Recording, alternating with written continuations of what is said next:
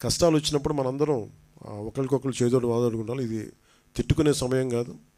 అలాగే వైసీపీ నాయకులు కూడా నా విన్నపం, నా విజ్ఞాపన ఏంటంటే, మీరు కూడా మీ జేబుల్లోంచి డబ్బులు తీసి, మాటలు కాకుండా డబ్బులు కూడా కొంచెం విసిరి,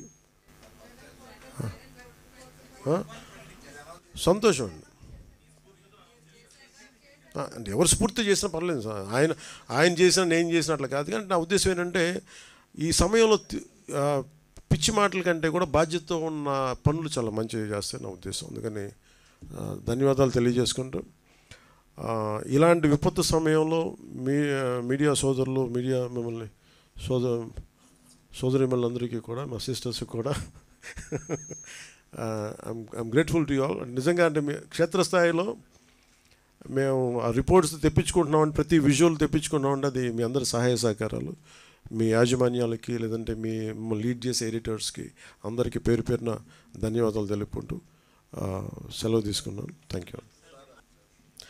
అండ్ ఇప్పుడు ఒక సమస్య ఉంది సార్. ఇప్పుడు ఏంటంటే, ఇప్పుడు మనకి కృష్ణాది అయిపోయింది. కృష్ణాది ఆల్మోస్ట్ నిన్న సిసోడే గారు చెప్పినట్టుగా, మన శశిభూషణ్ గారు చెప్పినట్టుగా, అది 5 లక్షలు క్యూసెక్లకు వచ్చేస్తే కృష్ణానది అని చెప్పారు. ఇది 4 లక్షలు. ఇప్పుడు ఎందాక మనం మాట్లాడుకున్నప్పుడు 4,75,000, 4,00,000, ఇప్పుడు 4,50,000కి 2 hours బ్యాక్ వచ్చింది. మీకెంతండి? 3.5 వచ్చింది. ఒక మేము మీటింగ్లో ఉన్నాం తెలియదు. సో 3.5 కాదు. ఇప్పుడు ఏమైపోయింది, అటు మన గోదావరికి వస్తుంది. సో అది ఇప్పుడే నేను మన కాకినాడ జిల్లా కలెక్టర్ షణ్మోహన్ గారితో మాట్లాడాను. మెయిన్ ప్రాబ్లం అంటే ఎర్రకాలువ దగ్గర నుంచి, అలాగే శుద్ధగడ్డ వాగు దగ్గర నుంచి, ఈ శుద్ధగడ్డ వాగు నుంచి కొంచెం కొండల్లో పడేదంతానేమో శుద్ధగడ్డ వాగుల ద్వారా అది వరద వచ్చేస్తుంది. వాటికంటే కూడా ఇప్పుడు ఎర్రకాలువలో ఈ నీళ్ళు వదిలేస్తూ ఉన్నారు. ఇది ఆల్మోస్ట్ 20 lakhs క్యూసెక్స్కి వచ్చేసింది. అందుకని ఈరోజు 3 గంటలకి రిలీజ్ చేస్తాం. మన 19,000 క్యూసెక్స్కి వస్తే అది రిలీజ్ చేస్తామని చెప్పేశారు. అది 20,000 రీచ్ అయిపోద్ది. అది వదిలేస్తాం, ఇప్పుడు 3 o'clockకి వదిలేస్తామని చెప్పారు. సో వెంటనే నేను కాన్ఫరెన్స్ కాల్ మాట్లాడి అందరికీ చెప్పడం జరిగింది. కలెక్టర్ గారితో మాట్లాడాను. ముఖ్యంగా గొల్లప్రోల్లో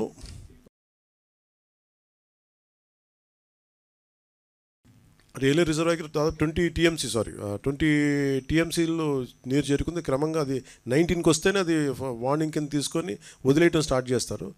మొన్న ఒక 1 month బ్యాక్ కూడా ఇదే పరిస్థితి వస్తే అది వదిలేద్దాం అనుకునే పరిస్థితిలో కూడా కొంచెం అలర్ట్ చేసినా కానీ అదృష్టవశాత్తు రాలేదు. అలాగే శుద్ధగడ్డను గొర్రెకొండ కాలువలో కూడా వాగులు పొంగి ప్రవహిస్తున్నాయి. సో అవి కూడా ఈ నీళ్లు చేరుతూ ఉన్నాయి దీంట్లో. అందుకని ముఖ్యంగా కలెక్టర్ గారితో మాట్లాడిందని, పిఠాపురం నియోజకవర్గంలో ముఖ్యంగా ఈ గొల్లప్రోలు మున్సిపాలిటీకి సంబంధించిన ప్రజల్ని, రైతులు కొంచెం మీరు అలర్ట్ చేయండి అని చెప్పాం. వారితో కూడా మాట్లాడాం.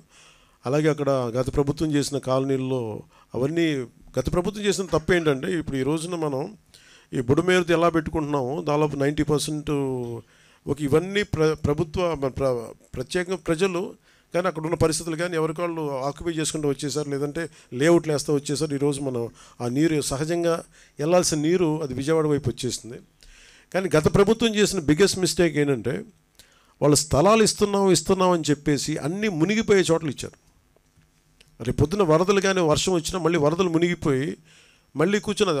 ఆ రోజున ప్రభుత్వాలు మేమున్నా ఎవరున్నా కానీ, ఇది గత ప్రభుత్వాలు గత దశాబ్దాలుగా జరుగుతున్న తప్పుల్ని వీళ్ళు ఇంటెన్షనల్గా ఇక్కడ లోతట్టు ప్రాంతాల్లో ఉన్నాయని చెప్పి కూడా వాళ్ళు స్థలాలు ఇచ్చేశారు.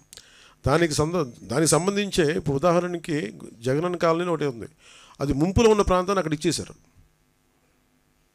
సో వాళ్ళకి ఇప్పుడు మేము ఇక్కడ నిత్యావసర వస్తువులు అందించాలని చెప్పాం. అలాగే ఈబీసీ కాలనీ కొన్ని ప్రత్యేకించి జియోగ్రఫికల్ కండిషన్స్, ఉదాహరణకి గొల్లపురంలో ఉండే ఈబీసీ కాలనీ, అది మొన్న కూడా నేను పర్యటించినప్పుడు కూడా వాళ్ళకి మాట ఇచ్చాం, మేము భవిష్యత్తులో దానికి కరెక్ట్ చేస్తామని చెప్పేసి. ఒకటి వాట్ వాజ్ ఇది, ఆ EBC colony, Surampeta railway station area, Seethanagaram, Lakshmanapuram, Mallavaram, Vizianagaram, AK Mallavaram గ్రామాలని ప్రజల్ని అప్రమత్తం చేయమని చెప్పి మన కలెక్టర్ గారు షణ్మోహన్ గారితో మాట్లాడాం.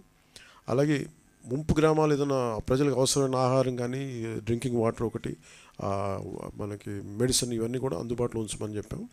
సో ఇవి కూడా అలాగే నేను ప్రత్యేకించి పార్టీ తరపు నుంచి నేను కూడా కాన్ఫరెన్స్ కాల్ మాట్లాడి మా నాయకుల్ని, మా కార్యకర్తలని, మా జన సైనికుల్ని, వీర మహిళల్ని కూడా ఈ చర్యల్లో సంసిద్ధంగా ఉండమని, అంటే ఏదైనా అవసరమైతే సంసిద్ధంగా ఉండమని తెలియజేసుకుంటున్నాం.